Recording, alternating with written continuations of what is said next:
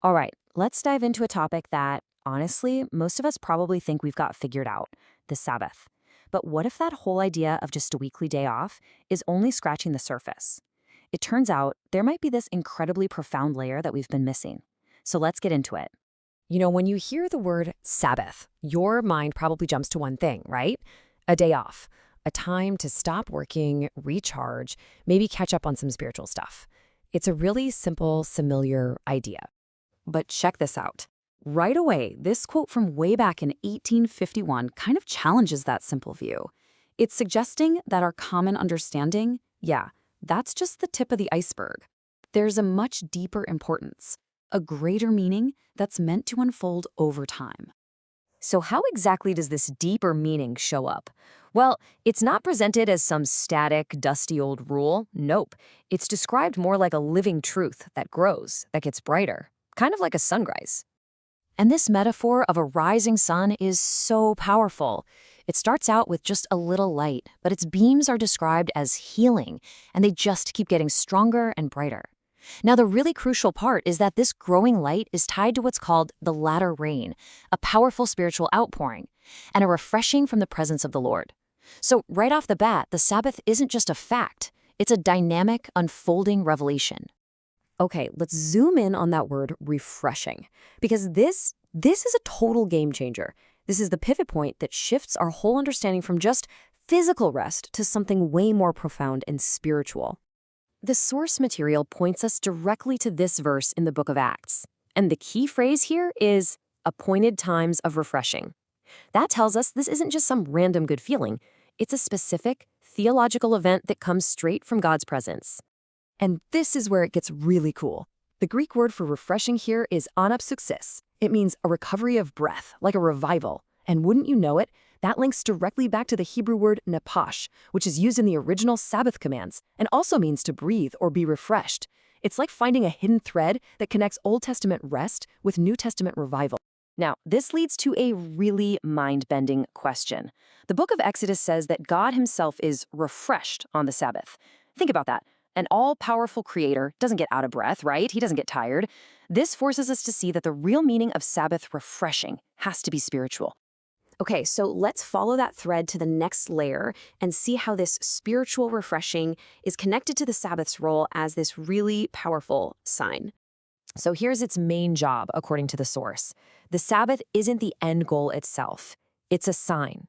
It's like a giant cosmic arrow, constantly pointing to a much bigger reality: the fact that God is the one who sanctifies, or makes his people holy. And you can actually see this whole process laid out in 3 steps. First, you have the covenant, the promise, to become a holy nation. Then you have the sign that represents that promise, keeping the Sabbath. And finally, the reality that sign points to, knowing that God himself is the one doing the sanctifying work. The Sabbath is the visible link in that chain. And this is where the source makes its boldest claim yet. It moves past the idea of the Sabbath being just a sign of holiness, or even just a holy day. The argument is that the Sabbath is holiness. It's not just pointing to the reality, it actually embodies it. So if the Sabbath is this incredibly deep concept, how are we supposed to share it?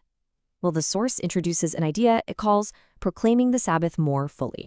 This quote is huge because it connects this fuller proclamation to a specific, really critical moment in time and with a unique spiritual power. This isn't just business as usual. It's a deepened message for a pivotal time. So what does this fuller proclamation actually involve? This is where the annual holy days from Leviticus come into play. The argument is that they aren't separate from the weekly Sabbath. They're actually proclamations of holiness designed to explain it more fully. Think of it this way. If the Sabbath is about God making us holy, then each of these feast days highlights a different step in that whole process of redemption. They work together to spell out the full meaning of the Sabbath. So all of this, the refreshing, the sign of holiness, it all points to a Sabbath experience that has 2 distinct parts. It's not just about stopping an activity, it's about starting one. It's both passive and active. It's about ceasing, and it's about entering. This slide lays out that duality so clearly. On one side, you have ceasing. You stop your own works, you stop sinning, you stop trying to make yourself righteous. But on the other, there's this call to diligently enter into his rest, his continual presence, and true communion with him. It's about both letting go and taking hold. To really get a handle on this entering part, the source gives us this amazing symbol from the ancient sanctuary, the bread of the presence. Every single Sabbath, 12 cakes of bread were placed before God, symbolizing that Israel was meant to be continually in his presence. And here is the detail that changes everything.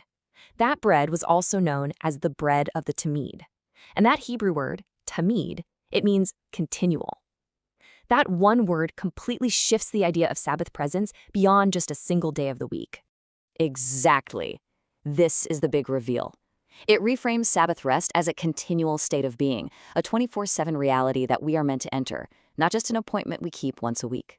So, you might be wondering, okay, that sounds great, but how do I actually do that? Well, this quote gives us the practical how-to. We enter this continual rest through three things: prayer, studying His Word, and having faith in His abiding presence. Those are the tools that keep us constantly connected. And what's the result of all this? What's the payoff for living in this continual Sabbath rest? Well, it's a state of incredible spiritual safety and communion. Just like the quote says, when you're abiding in Christ, surrounded by his presence, nothing can touch him except by the Lord's permission. So as we wrap this up, this whole deep concept really boils down to one personal reflective question. It's not just about a day of the week, but a state of the heart. Are you resting from your own works so that you can diligently enter into his continual rest? That's the challenge we're left with.